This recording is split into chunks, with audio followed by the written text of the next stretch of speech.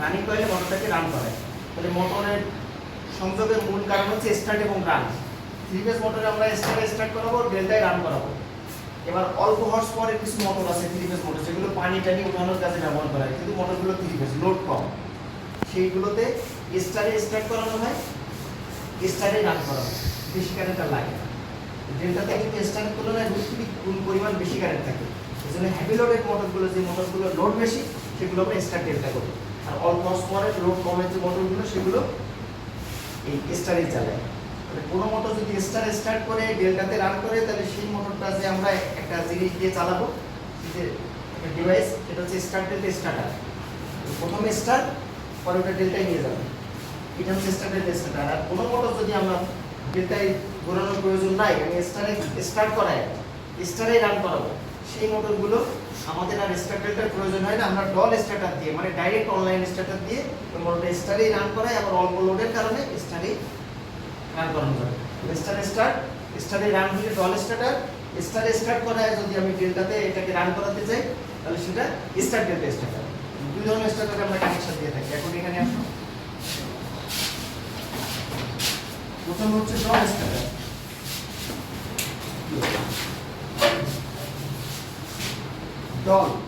Doll কথার অর্থ হচ্ছে direct on, direct online starter, starter. তাহলে একটা হচ্ছে ডল স্টার্টার, আর একটা হচ্ছে star delta starter.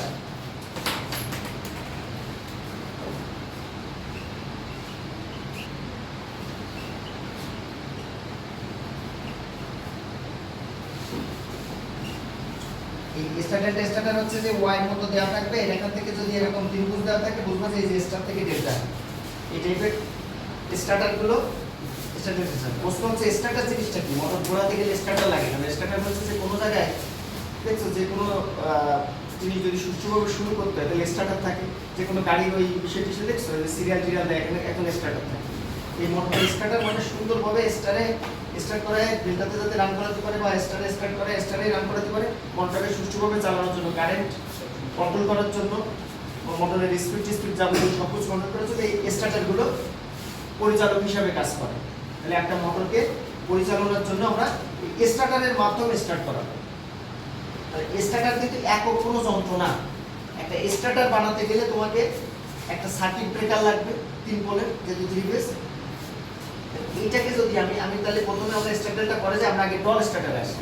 Doll starter কথা অর্থ হচ্ছে অল্প হর্স পাওয়ারের, 1-2 হর্স পাওয়ারের যে 3 ফেজ মোটরগুলো অল্প লোডে, এগুলো আমরা ডল স্টার্টারে চালাই। স্টার্টারের প্রয়োজন হয় না। সেই ডল স্টার্টার আমরা শিখি।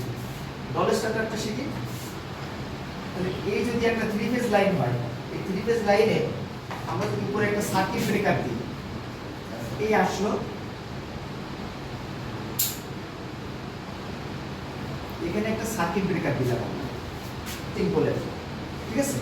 এই সার্কিট ব্রেকার দুই ধরনের হয়, একটা এমসিবি হয় আর একটা এমসিসিবি হয়। এমসিবি আর এমসিসিবি একই সার্কিট ব্রেকার, শুধু অ্যাম্পিয়ার রেটিং এর পার্থক্য। এমসিবি কথার অর্থ হচ্ছে মিনিয়েচার সার্কিট ব্রেকার, সিবি মানে সার্কিট ব্রেকার, এখানেও সিবি মানে সার্কিট ব্রেকার। তাহলে এখানে শুধু এম থাকতেছে। এম কথার অর্থ হচ্ছে মিনিয়েচার সার্কিট ব্রেকার, অল্প হর্স পাওয়ারের মোটরগুলো করার জন্য, অল্প অ্যাম্পিয়ার, ঠিক আছে?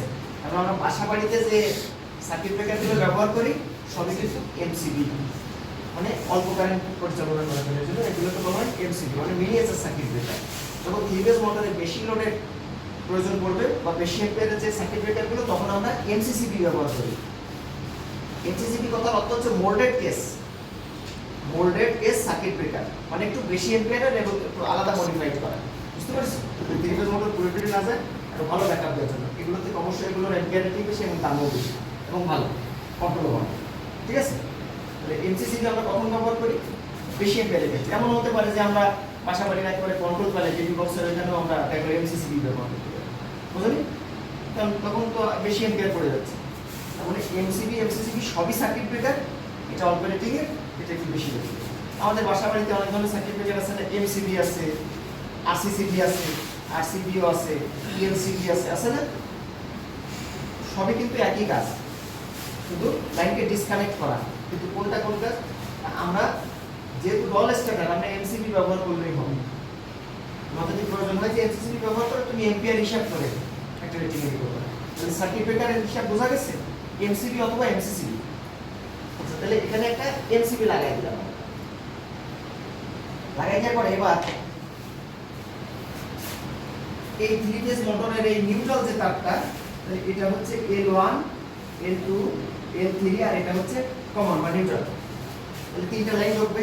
এই তিনটা লাইনের বিভিন্ন কালার থাকতে পারে, হ্যাঁ, রেড ইয়েলো ব্লু থাকতে পারে, মানে আরওয়াইবি বলে যেটাকে, গ্রে সবুজ হলুদ থাকতে পারে, মানে তিন কালারে তিনটা থাকতে পারে। যদি কিছু না থাকে তিনটা লাল কালার থাকবে আর একটা কালো কমন থাকবে, ঠিক আছে?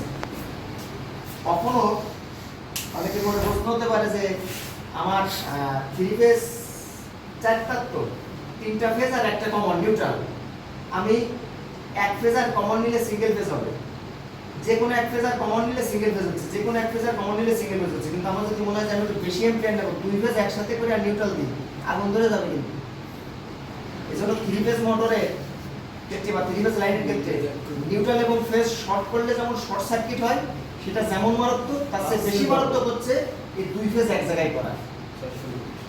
এজন্য কখনোই লাইনগুলো ঠিক একবারে রেল লাইনের মতো পাশাপাশি চলবে, নিউট্রাল ফেজ পাশাপাশি চলবে কিন্তু কেউ কারোর সাথে মিলবে না, বিশেষ করে শর্ট সার্কিট। এই ফেজগুলো তাই পাশাপাশি চলবে কিন্তু কেউ কারোর সাথে কিন্তু কানেকশনে যাবে, বুঝেছো? নিউট্রাল ফেজ, ফেজ মোটরতে নিউট্রাল আমলেই আসবে না। যদি আমরা সিঙ্গেল ফেজ কখনো টানি, সিঙ্গেল ফেজ কখনো প্রয়োজন পড়ে, সেক্ষেত্রে আমাদের কমন আসবে। কিন্তু 3 ফেজ মোটর সারা জীবন মনে রাখো কখনো নিউট্রাল লাগে না। 3 ফেজ মোটর চালানোর জন্য কখনো নিউট্রাল লাগে না, 3 ফেজ কানেকশন দিয়ে। যদি তুমি সিঙ্গেল ফেজ দিয়ে চালাতে চাও